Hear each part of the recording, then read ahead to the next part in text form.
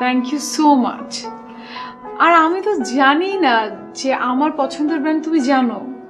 ও এই এই নিয়ে কথাটা তুমি আমাকে কয়বার বললে? হ্যাঁ, আর এদিকে এমন একটা ভাইটাল বিষয় আমি তোমাকে জিজ্ঞেস করলাম, এটা নিয়ে তো তুমি কিছু বলতে না।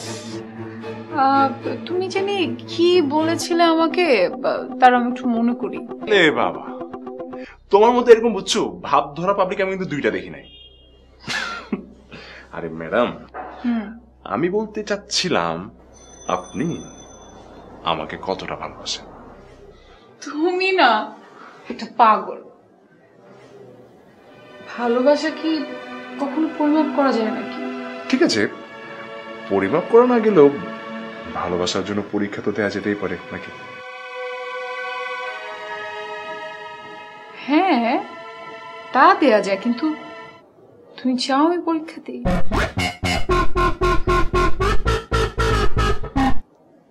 আচ্ছা ঠিক আছে, আপনি বলেন আপনি কি চান।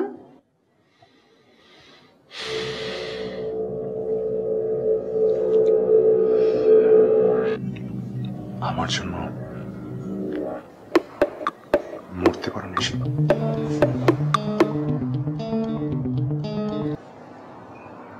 কেন পারবো না? অবশ্যই পারবো।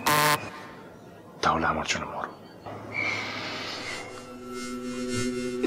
কি করছো? আমি ব্যথা পাচ্ছি, আমি ব্যথা পাচ্ছি। ছাড়ো, কি করছো? ব্যথা পাচ্ছি, ছাড়ো বলছি।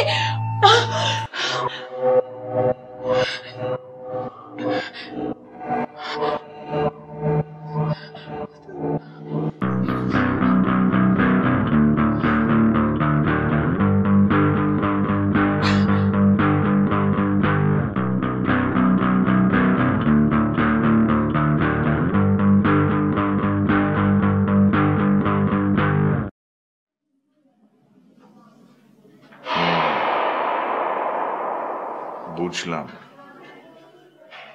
এই ধরনের ঘটনা আর ঘটেনি। স্যার ঠিক এই ধরনের ঘটনা দেই নাই, তো ম্যাডাম একদিন সারাদিন কাঁদছিল। কেন? কারণ তো কইবার পামু না। তো ওই যে সকালবেলা স্যার আর ম্যাডাম একসাথে বাড়ি থেকে বের হয়ে গেল বেড়াইতে যাওয়ার জন্য, কিন্তু ফিরে এলো ম্যাডাম একলা। আমি তো ম্যাডামকে জিজ্ঞেস করবারও পারতেছিলাম না, আবার হ্যাঁ কান্দনও সহ্য করতে পারছিলাম না। তাই তক্কে আসিলাম কখন স্যার আইব।